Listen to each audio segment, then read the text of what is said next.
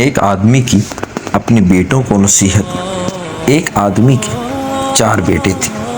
وہ چاہتا تھا کہ اس کے بیٹے یہ سبق سیکھ لیں کہ کسی کو پرکھنے جلد بازی کا مظاہرہ نہ کرے۔ لہٰذا اس بات کو سمجھانے کے لیے اس آدمی نے اپنے بیٹوں کو ایک سفر پر روانہ کرنے کا فیصلہ کیا اور دور دراز علاقے میں ناشپاتی کا ایک درخت دیکھنے کے لیے بھیجا۔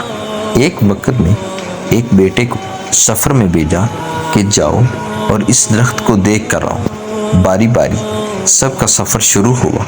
پہلا بیٹا سردی کے موسم میں گیا، دوسرا بہار میں، تیسرا گرمی کے موسم میں اور سب سے آخر والا چھوٹا بیٹا خزاں کے موسم میں گیا۔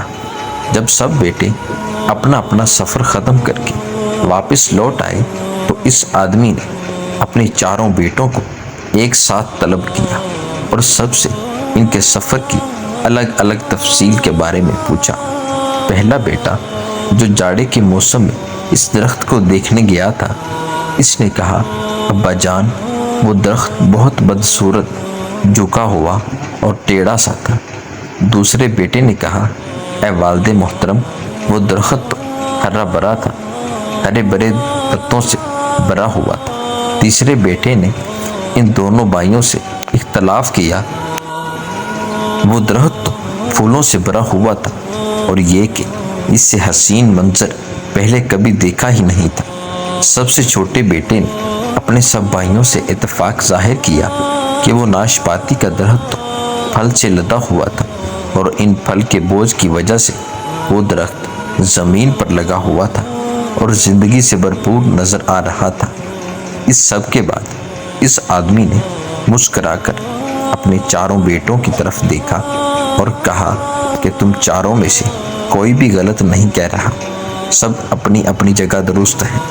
بیٹے باپ کا جواب سن کر بہت حیران ہو گئے کہ ایسا کس طرح ممکن ہے۔ باپ نے اپنی بات جاری رکھتے ہوئے کہا کہ میرے بیٹوں، تم کسی بھی درخت یا آدمی کو صرف ایک موسم یا ایک حالت میں دیکھ کر کوئی حتمی فیصلہ نہیں کر سکتے۔ کسی فرد کو جانچنے کے لیے تھوڑا وقت ضروری ہوتا ہے۔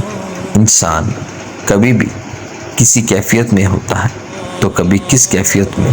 اگر درخت کو تم نے جاڑے کے موسم میں بے رونق دیکھا ہے کہ تو اس کا مطلب یہ نہیں کہ اس پر کبھی پھل نہیں آئے گا۔ اسی طرح اگر کسی آدمی کو تم فقیری کی حالت میں دیکھ رہے ہو تو اس کا مطلب یہ نہیں کہ وہ آدمی برا ہی ہوگا۔ میرے بیٹوں، کبھی بھی جلد بازی میں کوئی فیصلہ نہ کرو۔ کسی کو اس وقت سمجھایا پرکھا جا سکتا ہے جب یہ تمام موسم اس کے اوپر گزر جائیں۔